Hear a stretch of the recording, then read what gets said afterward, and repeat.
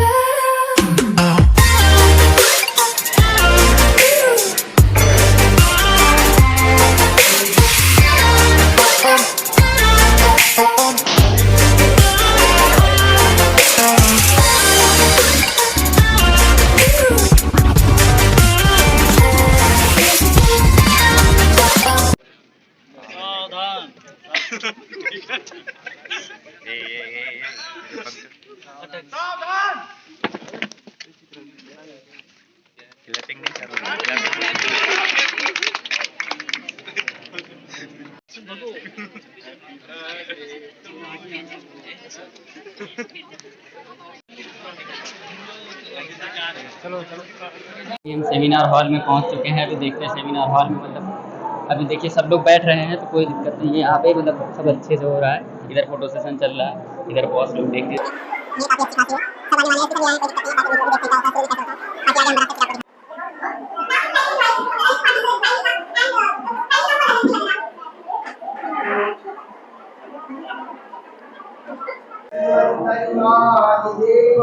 सुरासुरवन्दित पादपद्मं योगीजनायुगभयमृत्युनाशं दातारमीशं विविधौषधीनां शङ्खं चक्रं जलौकान् वरिष्ठगण एवं सभा में उपस्थित सभी श्रोतागण को स्वतंत्रता दिवस की हार्दिक शुभकामनाएं। मैं निखिल चौबे बैच 2022-23 आज सभी के सामने स्वतंत्रता दिवस के बारे में अपने विचार प्रकट करना चाहता हूँ। आप सबका सहयोग चाहिए। कविता के माध्यम से आप लोगों को ये बताना चाहता हूँ कि हमारे देश में ऐसी कुछ अच्छाइयाँ जिस पे हमें गर्व करना चाहिए, जो हमारे देश को अन्य देश से महान बनाता है। जिस देश में रामकृष्ण जैसे महापुरुषों ने अवतार लिया, जिस देश में तुलसी सूरदास जैसे कवियों ने जन्म लिया, जिस देश की भाषा शैली ने संपूर्ण विश्व को मुग्ध किया, जिस देश की गौरव गाथा ने दुश्मन तक को भयभीत किया, जिस देश की माटी की खुशबू संपूर्ण विश्व को भाती है, जिस देश में संस्कारों का अस्तित्व अभी भी जिंदा है, जिस देश में नारी को देवी कह संबोधित करते हैं, जिस देश का हर एक कड़कड़ बस श्री राम भजन ही गाता है, वो देश बड़ा निराला है। जिस देश में ऐसी बातें हैं, सारे जहां से अच्छा बस हिंदुस्तान हमारा है।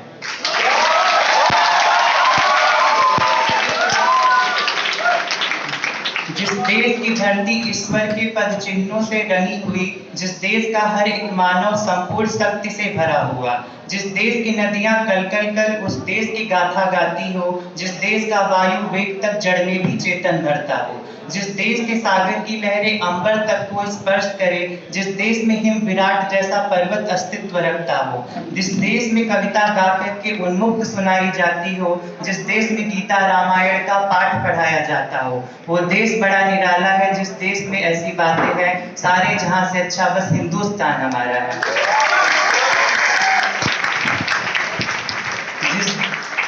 जिस देश में रानी लक्ष्मीबाई ने नारी शक्ति को प्रबल किया, जिस देश में चेतक घोड़े ने वायु जैसा ही वेग धरा, जिस देश के पशु पक्षी भी मतभेद कोई ना करते हो, जिस देश की शौर्य गाथा संपूर्ण विश्व ये गाता हो, जिस देश के सैनिक सरहद पे मरने से ना सकुचाते हो, जिस देश का बच्चा बच्चा बस वंदे मातरम गाता हो, जिस देश के कोने कोने में बस 3 रंग लहराता हो, जिस देश के मस्तक पे कश्मीर सुशोभित होता हो, वो देश बड़ा निराला है। जिस देश में ऐसी बातें हैं, सारे जहां से अच्छा बस हिंदुस्तान हमारा। मैं इस कविता के माध्यम से आप लोग को ये समझाना चाहता हूँ कि कृपया अपने देश से प्रेम करें, ना कि अपने देश की तुलना अन्य देशों से करें। हमारा देश महान था, महान है और हमेशा रहेगा। धन्यवाद। जय हिंद, जय भारत।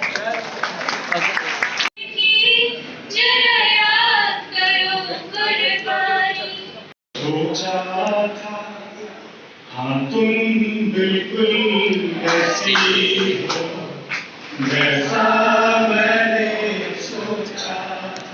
देखो जब हाँ तुम आएगा ना तुम थोड़ा बोलना बहुत अच्छा लगेगा, ठीक है। चांद सी महबूबा हो मेरी कब ऐसा मैंने सोचा था। हाँ तुम बिल्कुल ऐसी हो जैसा मैंने सोचा था। हाँ तुम बिल्कुल वैसी हो जैसा मैंने सोचा था। Honor and privilege to welcome you all in this auspicious occasion of Independence Day. Today we proudly celebrate 77th Independence Day.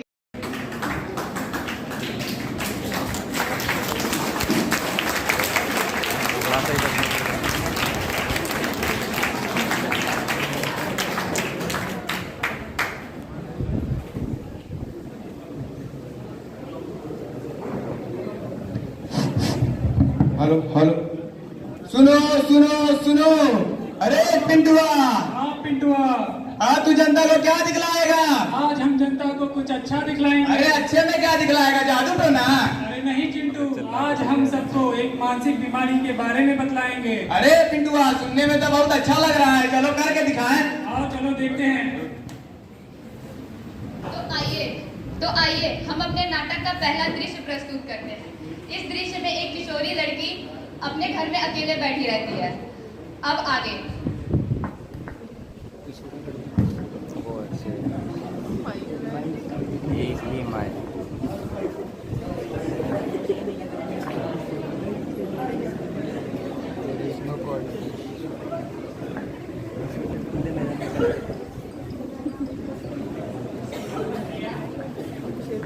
कुछ नहीं यार, मैं कितना भी पढ़ रही हूँ मेरे मार्क्स ही नहीं आ रहे हैं।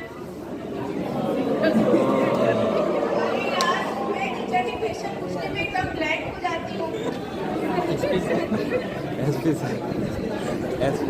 मैं टीचर के क्वेश्चन पूछने में एकदम ब्लैंक हो जाती हूँ। क्या वो श्रेया किससे बात कर रही हो? चित्रांशु से बात कर रही यहाँ हूँ। चित्रांशु कहाँ है? बैठा तो है सामने। श्रेया तुम अकेले रूम में बैठी हो। नहीं तो चित्रांशु बैठा तो है। श्रेया पागल हो गई क्या? तुम अकेले रूम में बैठी हो। तुम पागल हो। चलो जल्दी कॉलेज चलते हैं। हमने इस दृश्य में देखा कि श्रेया हेलुसिनेशन नामक एक बीमारी से गुजर रही है। हेलुसिनेशन में मरीज ऐसे व्यक्ति को देखने लगता है जिसका कोई वास्तविकता नहीं होती, वह भ्रम में जी रहा होता है। आइए अब अगले दृश्य की ओर बढ़ते हैं।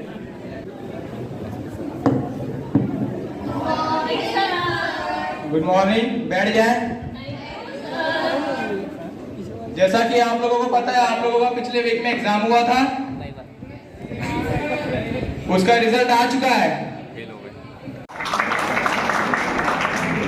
चित्रांशु, मैं तुमसे कुछ ज्यादा डिसअपॉइंटेड हूँ क्योंकि तुम्हारे सिर्फ 64 मार्क्स आए हैं। मैं तुमसे ये अपेक्षा नहीं थी। तुम्हारी कोशिश आगे और जानी चाहिए। खुशबू, तुम्हारे मार्क्स ठीक है? ठीक है, बैठ जाए। श्रेया, बेटा ये क्या हुआ है तुम्हें? कुछ नहीं सर। तुम पहले कितनी ब्रिलियंट थी, अब तुम एकदम डम होती जा रही हो ना। तुमने पेपर में कुछ लिखा है? सर मैंने लिखा तो था। क्या लिखा था? पूरा पेपर तुम्हारा ब्लैंक है। नो सर, मैंने सब कुछ लिखा था, मुझे सब आता है। अच्छा, मतलब तुमने लिखा था तब हमें में उड़ गए? Yes sir. मैं कुछ नहीं जानता, तुम मुझसे आर्ग्यू कर दी? No sir, sorry sir. ठीक है, मैं तुम्हारा पेरेंट्स से मिलना चाहता हूँ और मैं कुछ नहीं जानता।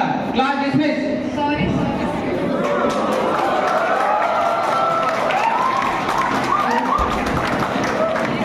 यार मैं पढ़ रही हूँ लेकिन पता नहीं मेरे मार्क्स क्यों नहीं आ रहे हैं।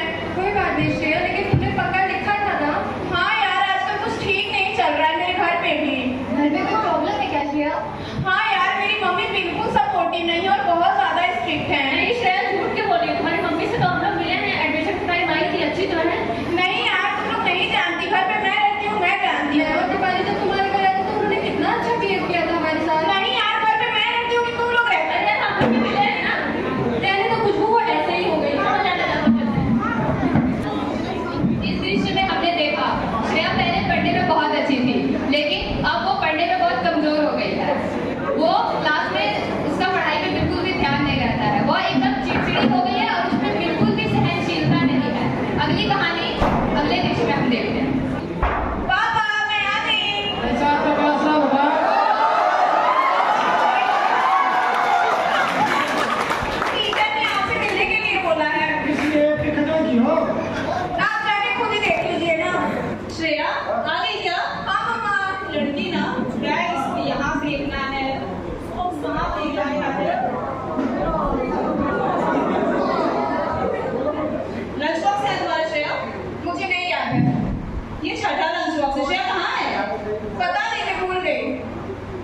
सारी सैलरी अपनी बेटी के लंच बॉक्स खरीदने में जाएगी।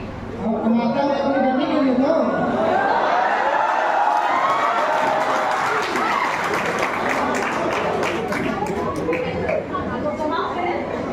ठीक है, अच्छा दवा सुधर जाएगी, छोटी बच्ची है।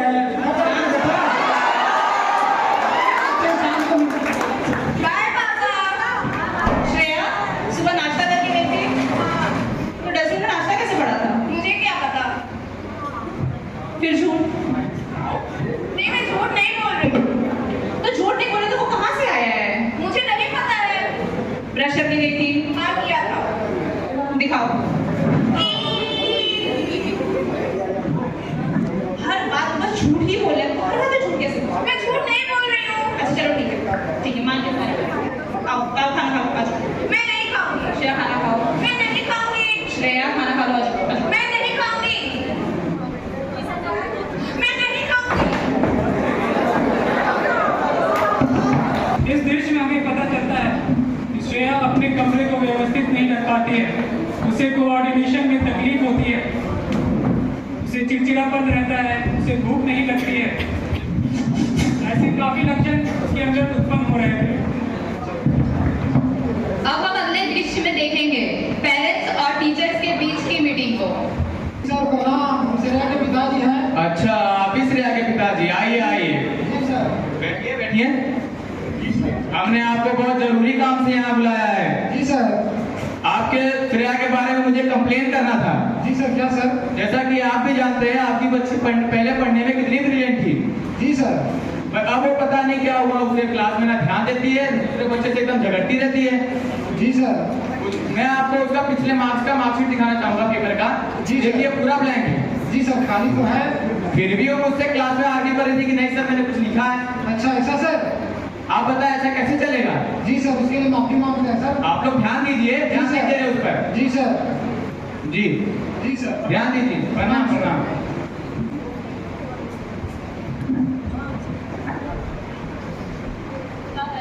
ए पागल पागल पागल ए पागल पागल है, पागल, मारो इसको, मारो। अरे पागल, अरे पागल, अरे पागल, मारो, पागल है, पागल। तो चलते हैं खाते हैं।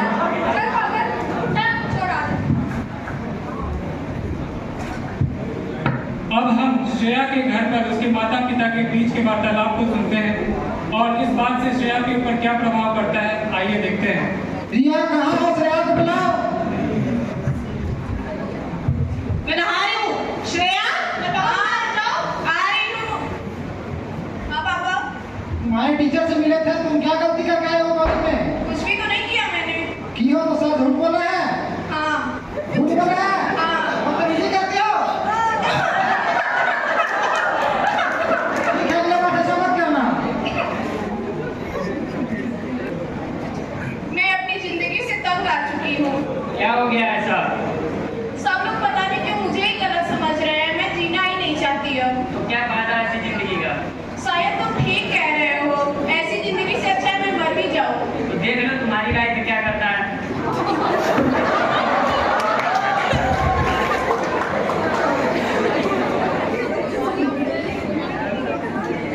हर तरफ से निराशा मिलने पर हमें हमारी अहमियत कम लगने लग जाती है। मानसिक रोग से पीड़ित व्यक्ति अक्सर खुद को काफी अकेला समझने लग जाता है। वह इस जोश में आके खुद के लिए काफी गलत फैसले भी ले लेता है। अगली कहानी हम आगे के दृश्य में देखते हैं। रिया हमारी प्यारी बेटिया कहाँ है? होगी अपने रूम में, हम देखे नहीं, देख लीजिए आप। हम तो ज्यादा ही डांट दिए थे। देख लीजिए जाके। क्या श्रेया? श्रेया? श्रेया?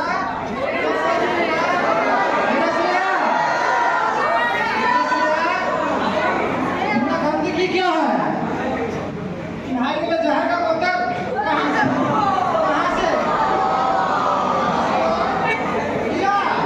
रिया?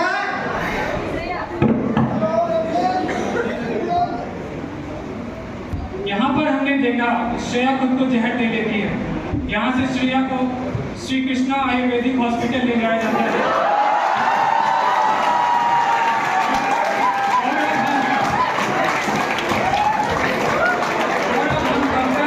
और माता पिता के बीच पूरे वार्तालाप को देखते हैं और समझते हैं।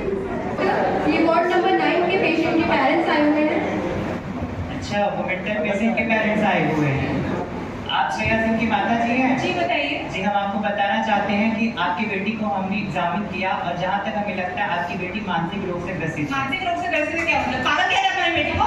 पागल कह रहे हैं?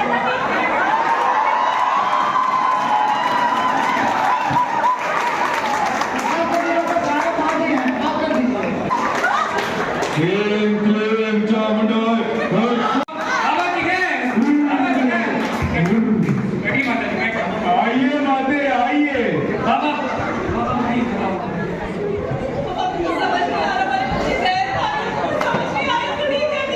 आप शांत हो जाए माते, हम देख लेते हैं, हमारा काम ही क्या है। आइए ओम भीम गंगे बंगाली बाबेद्री गुल क्लेम क्लेम क्लेम हो फट।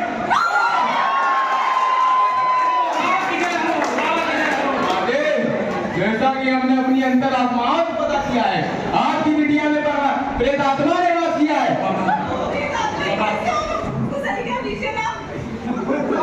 हमें बड़ा यज्ञ करना होगा।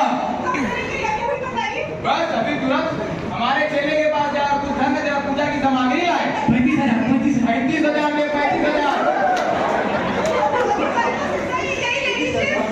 दे दे, हमारे चेले को दे दे।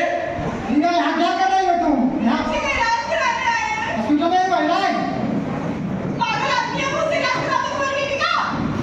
आदमी है वो। आपकी बिटिया ने प्रेत आत्मा ने वास किया है। प्रेत आत्मा पकड़ा हुआ है। प्रेत आत्मा पकड़ा हुआ है। हम बाबा है, झूठ बोलेंगे?